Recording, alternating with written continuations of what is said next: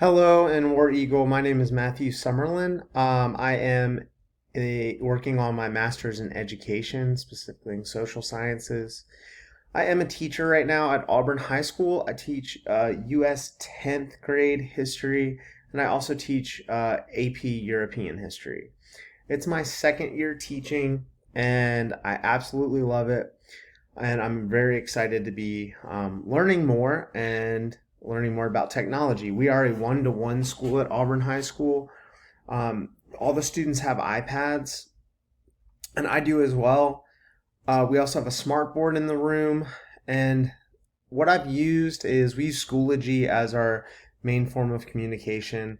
I also have tried Nearpod, Edpuzzle, especially during distance learning, and then but I'm really a meat and potatoes. I do a lot of PowerPoint and I'm trying to expand that a little bit. So, what I have made is a tour builder specifically geared towards talking about a lesson that I do on Native American tribes in the Americas, of course. So, a lot of people think that Native Americans are a monolith and they get this idea of what Native Americans are. A lot of people picture Pocahontas.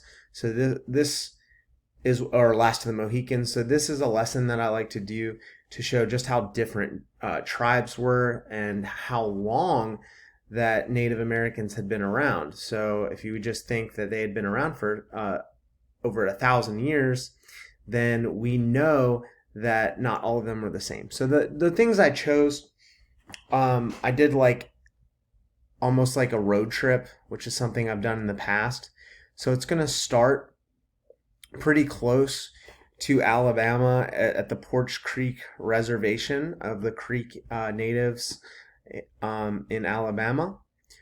Then I'm going to go up to the Ohio River Valley and talk about these Native Americans and these mound building Native Americans at a place called Serpent Mound. So it's a little difficult to see in this one, but I guess we could zoom in. Yeah, you can see it right there. And you'll see the circular mound looking like a coiled snake. So that is an interesting one. We're going to go up to the Iroquoian speaking peoples, and we also do a lesson that coincides with the Iroquois, where we look at one of their frameworks for law called the Great Binding Law and compare and contrast it to the United States Constitution. We're also going to talk about the Inuit tribe in the First Peoples in Canada. And I really like this because we also look at their interactions with the Norse and the Vikings around the year 1000 CE. So this is going to coincide with other lessons that the students have done. My favorite tribes are the far north. So this is the Tlingit and the Haida tribes. This is a museum that is there. And I like to talk about all of the cool technology they used to secure their food, which sometimes was whale, using harpoons, kayaks, snowshoes, goggles, whale oil, just a bunch of really cool things, dog sleds. So that's one of my favorites. We're going to jump back down to the Great Plains. This is a lot of students can relate to this one, maybe buffalo, chasing, hunting tribes across the Great Plains. You get an idea of teepees, and these are the tribes that are mainly going to use those. We'll move on down to the southwest for the Zuni tribe, and we talk about an interaction between the Spanish and the Zuni tribe. We cannot forget about the great civilizations in Mesoamerica, so we'll stop at Chichen Itza and talk about the Mayan and the Aztec tribes as well, and their interactions with Hernan Cortez and other Europeans as well. One of my other favorite natives peoples is to talk about is the Incans and Machu Picchu. I just love it because they're people of the Andes Mountains, and we talk about an interaction between them and Francisco Pizarro.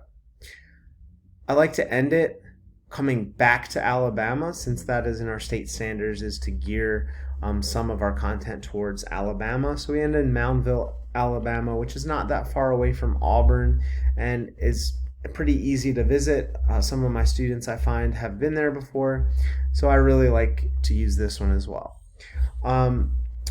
Really enjoyed this activity. I think I could use this by giving groups of my students different regions, and maybe they could pick tribes and do like a deep dive on different regions that we've done a broad overview here. Hopefully I could maybe link this to Schoology and they could view this on their own or together with their groups.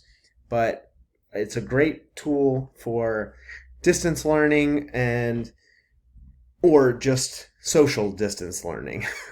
Thank you. I will see you next week.